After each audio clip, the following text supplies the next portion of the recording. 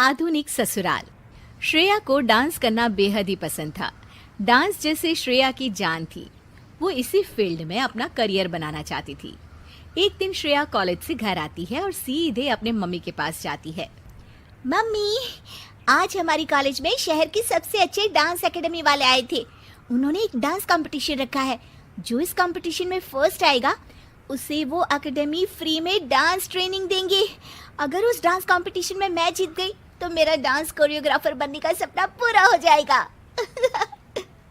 श्रेया, तुम पागल हो गई हो क्या? तुम जानती हो ये सब हमारे घर में नहीं चलता।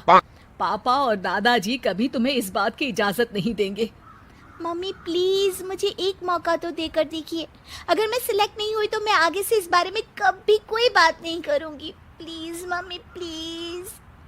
श्रेया, तुम एक अच्छे घर की लड़की हो, तुम्हें ये सब शोभा नहीं देता। अगर फिर भी तुम्हारी जिद है तो जाओ अपने दादाजी से बात कर लो। वैसे तो श्रेया अपने दादाजी से बहुत डरती थी, लेकिन वो ये मौका नहीं खोना चाहती थी, इसलिए हिम्मत करके अपने दादाजी से पूछ ही लेती है। दादाजी, मैं एक डांस कंपटीशन में पार्टिसिपेट करना चाहती हूँ। श्रेया, ये तुम क्या बोल रही हो? हमारे घर के संस्कार नहीं है कि हमारे घर की बहू बेटियां दूसरों के सामने नाचे। दादाजी प्लीज, ये मौका मुझे दोबारा नहीं मिलेगा। मैंने कह दिया ना, ना मतलब ना। हम तुम्हें कॉलेज में पढ़ा रहे हैं, यही तुम्हारे लिए बहुत बड़ी बात है। घर में अपनी माँ से घर के कामकाज सीखो ताकि कल ससुराल जाकर हमारा नाम रोशन कर सको। और आज के बाद अपनी जिंदगी में दोबारा डांस का नाम मत लेना। श्रेया बेहद दुखी हो जाती है और अपने कमरे में जाकर बहुत रोने लगती है।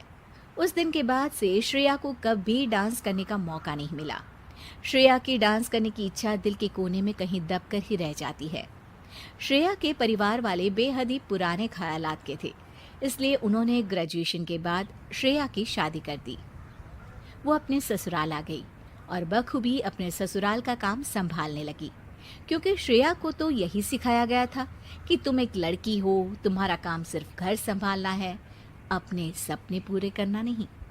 ऐसे ही श्रेया की जिंदगी बीत रही थी। एक दिन श्रेया के ससुराल में कोई नहीं था। घर का हर सदस्य किसी न किसी काम से बाहर गया हुआ था। श्रेया म्यूजिक लगाकर डांस करने लगती है। वो डांस में इतनी खो जाती है कि उसे पता ही नहीं चलता कि कब उसकी सास वहां आ जाती है। अरे श्रेया, तुम डांस भी करती हो?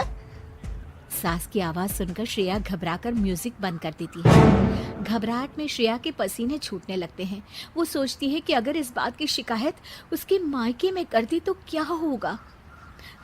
माँ जी, मुझे माफ कर दीजिए, मुझसे गलती हो गई।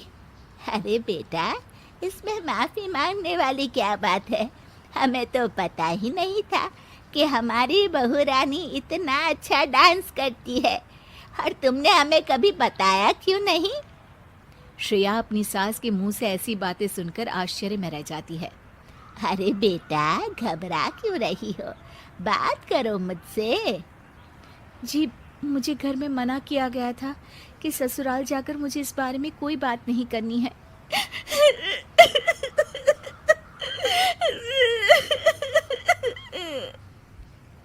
श्रेया की सास श्रेया को प्यार से पकड़कर अपने पास बिठाती है और उसे चुप कराती है। फिर श्रेया अपनी सास को बताती है कि किस तरह से उसके मायके वालों ने उसके इस सपने को कुचल कर रख दिया।